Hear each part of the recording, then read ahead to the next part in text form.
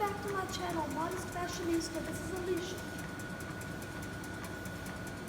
Thankfully, my niece and her church group returned home safely from the missions trip. We are very thankful for that. If you prayed for their safety, thank you, I appreciate it. Today, I'm here. Hey! Today we are having a conversation about disability shame and disability pride, what it is and why it's important to know about it. Would you like to introduce yourself? This is Brandon. Yes,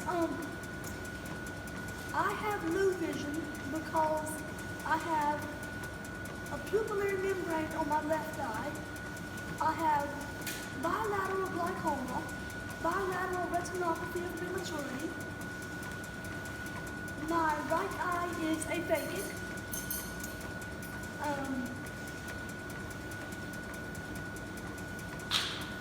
I have bilateral vein keratopathy, and I also have Charles-Bonnet syndrome in my right eye as a result of the vision loss. It is a condition that happens not to cause it, but because of vision loss. You don't cause it, but it happens as a result of it. Would you like to explain your condition? Not at the moment. I'm helping Miss Judy. Oh, she was the person earlier in the video that said, hey, just so you know. So, disability shame is this concept where disabled people feel like they need to hide their disability. And when someone that's not disabled asks them about it, they will a lot of times either get mad or they will get upset and cry.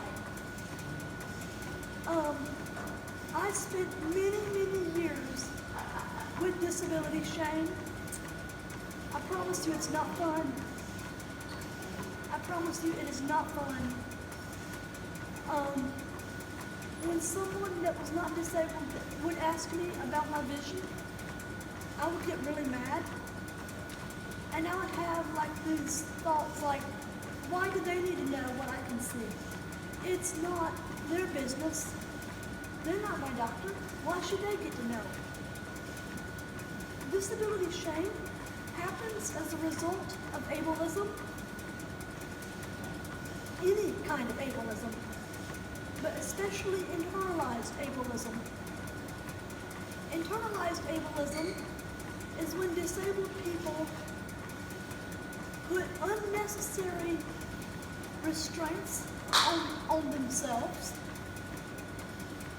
So, like, if someone is visually impaired and deep down inside they want to ride a bicycle, their internalized ableism, if it's a person with internalized ableism, their ableism will tell them, you shouldn't be trying to ride a bicycle. You don't have enough vision to ride a bicycle. Well, even though that may or may not be true, the truth is, riding a bicycle does not require vision. Ableism is so ingrained into society that it seems like it is both moral and just, and it is neither one. Do you want to explain your condition and still helping Miss Judy?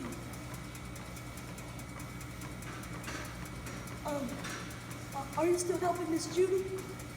Yeah, I'm about to finish. Okay. He's about to be over here in a little bit. So anyway,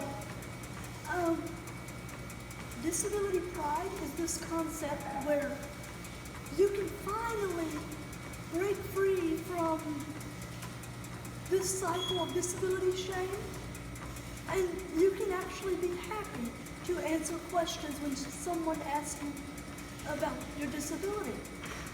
It also gives you want to word this. I guess privilege, or I don't know if privilege is the right word, but it gives you a privilege, or maybe like a drive. It gives you a drive. That's how I want to say it. It gives you a drive to teach other people about your disability. Because no matter what it is, vision loss, deafness, walking disabilities, learning disabilities, it don't matter. All disabilities are a spectrum. There is no one size fits all. Not everyone that has walking disabilities can't walk at all. Not everyone in a wheelchair can't walk at all. Some people in wheelchairs can walk short distances, or some of them may not be able to walk, but they can still move their legs. There's only a small percentage of people in wheelchairs that cannot move their legs at all. It does happen, but it's a very small percentage. And it's the same for people that are deaf. There are some deaf people that can't hear anything at all, but most of them have some degree of usable hearing. It's better to say deaf than hearing impaired, because in the deaf culture, deaf is not viewed as a disability, it's just viewed as a condition. And there are different kinds of learning disabilities, which for time's sake, in this video, I'm not going to explain them all. But anyway, just so you know, they are, and they do exist in spectrums.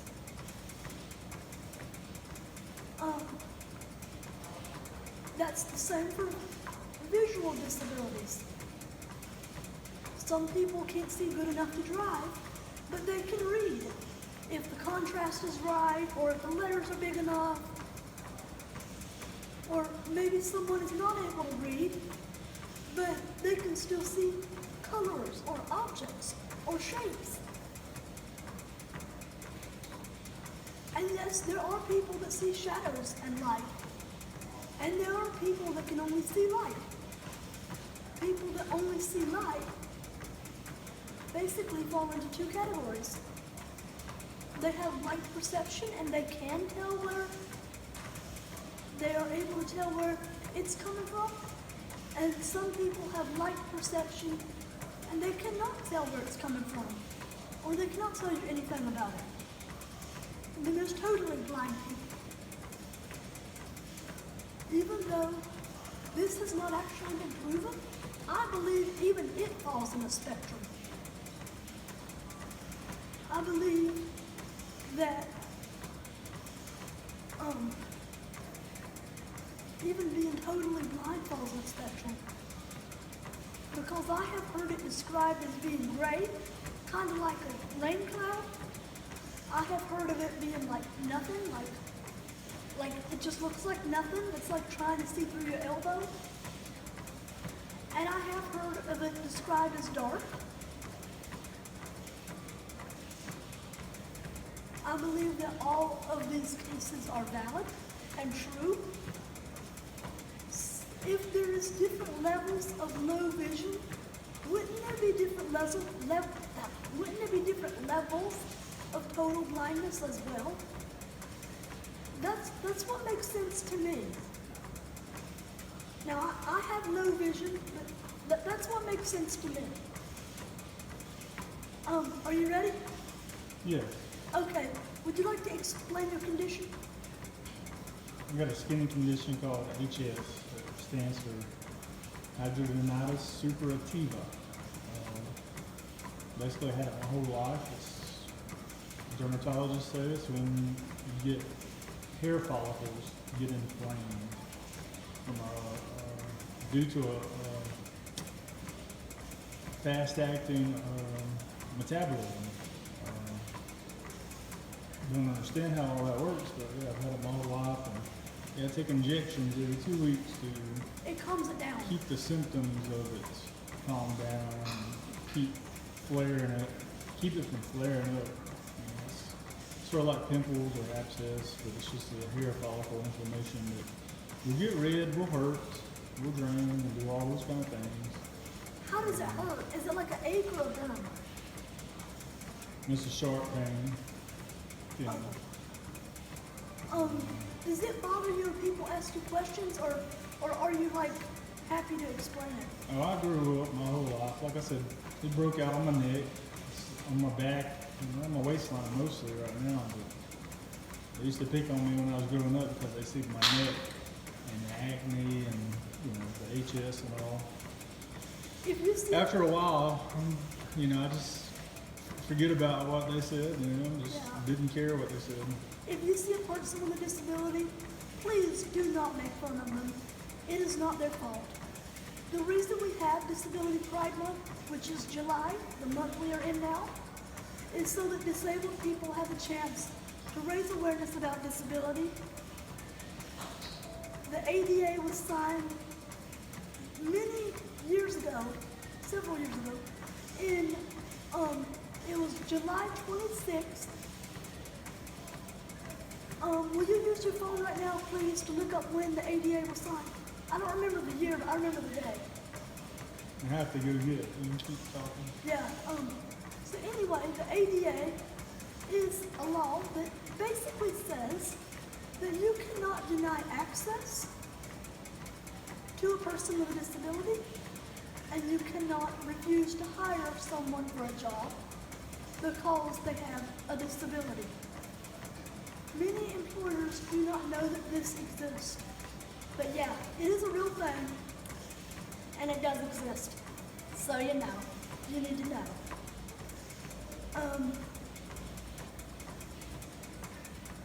Having a disability does not have to be shameful. Disability pride is it's not like being arrogant about your disability. It's more like having the confidence to talk about your disability in public. So the ADA was signed into law on July 26, 1990 Yes, in 1990. by President H.W. Bush. Thank you. And it's also like not minding the questions when they come your way. It gives me a drive to be able to make YouTube videos so that I can help people that are not disabled learn about disability, and so that I can help disabled people feel like they are not alone. How do you feel about HS? It's just something I got. I mean, there's no cure for it. It's something I'm gonna live with. But I'm glad I'm on medication that helps with the flare-ups. Do you know I another don't person? care what people will say, or Do you know another person with it?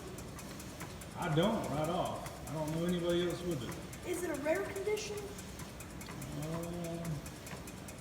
It's a lot less rare than acne, which is pretty general. Yeah, that's pretty general. Don't everyone have that? In one form or another, but Yeah. the doctors kept telling me I'd grow out of it. I'd grow out of it, You didn't? and HS was something you don't grow out of. How old were you when you got it? When it happened? I mean, this has been going on as far as I can remember. So like when you were like little, like 5 or 6, 7? Yeah. Oh wow. How does it It happen? says the hair follicle blockage. Primary event is the blockage of hair follicles. How does that happen? Is it genetic or environmental? It's a genetic component to HS, So probably, meaning I'm predisposed to the condition. so probably somewhere in the past, centuries ago, someone in your family had it. Yeah. Yeah.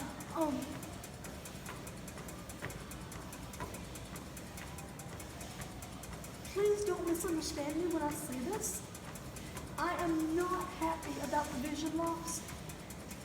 I'm very unhappy about the vision loss, but I am proud to be part of the disability community because our community, the disability community, is stronger when we have strength in numbers.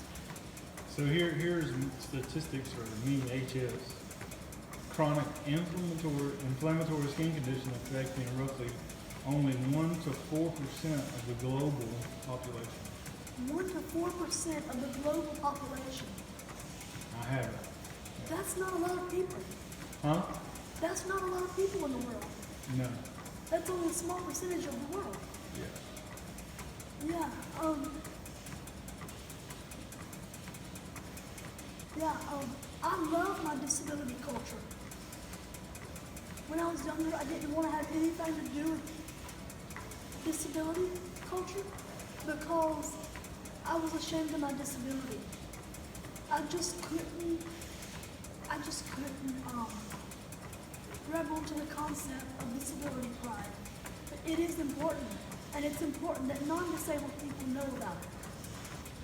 Do you understand the concept, or is it just confusing to you? I've heard you talk enough, I understand the concept. Yeah, I've been around you long enough to understand what's going on. Yeah, it's really not a bunch of disabled people being arrogant about their condition. It's a lot of disabled people that support each other. It's like you have a job at work, and you and your coworkers, you and the people you work with, you support each other. You will help out each other with your work, your job at work. It's kind of the same, but disability is a culture. It's not a job. But that's just an example to help you understand a little better. Please like this video, share this video, hit the notification bell, and subscribe. Thank you.